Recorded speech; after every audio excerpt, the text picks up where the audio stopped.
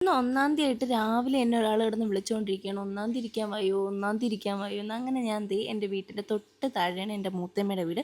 മൂത്തമ്മയാണ് കിടന്ന് വിളിക്കുന്നത്, 1-ാം തീയതി ഇരിക്കാൻ വാ, 1-ാം തീയതി ഇരിക്കാൻ വാ എന്ന്. അങ്ങനെ ഞാൻ ദേ അവിടെ ഇറങ്ങിപ്പോയി.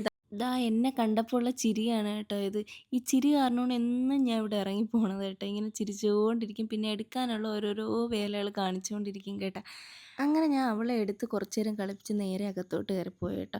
ഭയങ്കര സംസാരമാണ്. ആദ്യം കാണുമ്പോൾ കുറേ നേരം ഇങ്ങനെ എന്തെങ്കിലുമൊക്കെ കാണിച്ചുകൊണ്ടിരിക്കും കേട്ടോ. പിന്നെ കയ്യിൽ നിന്ന് താഴെ ഇറങ്ങും. കയ്യിലങ്ങനെ ഇരിക്കുന്ന സ്വഭാവമില്ല. പെട്ടെന്ന് തന്നെ കയ്യിൽ നിന്ന് താഴെ ഇറങ്ങും. ആദ്യം കണ്ടതിൻ്റെ ആ ഒരു ഇതിലാണ് ഇപ്പോൾ ഇരുന്ന് ചിരിച്ച് കളിച്ചുകൊണ്ടിരിക്കുന്നത് കേട്ടോ. അങ്ങനെ ദേ ഇതാണ് മൂത്തേമ്മ.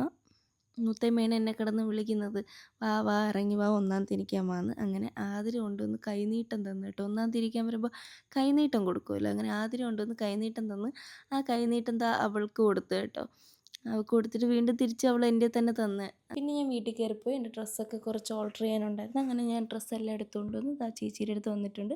ഒരുപാട് പേര് അന്വേഷിച്ച ആളാണ് കേട്ടോ ഇത്. ഡ്രസ്സൊക്കെ എവിടുന്നാ, ഫ്രോക്ക് നൈറ്റീസൊക്കെ എവിടുന്നാ, വീട്ടിലിടുന്ന ഡ്രസ്സൊക്കെ എവിടുന്നാന്നൊക്കെ ചോദിക്കുന്ന ആൾക്കാർക്കുള്ള മറുപടിയാണ് കേട്ടോ. ഇവിടെ നിന്നാണ് ഞാൻ എൻ്റെ ഡ്രസ്സെല്ലാം ചെയ്യിപ്പിക്കുന്നത്. അപ്പോൾ ഓക്കെ, ടാറ്റാ.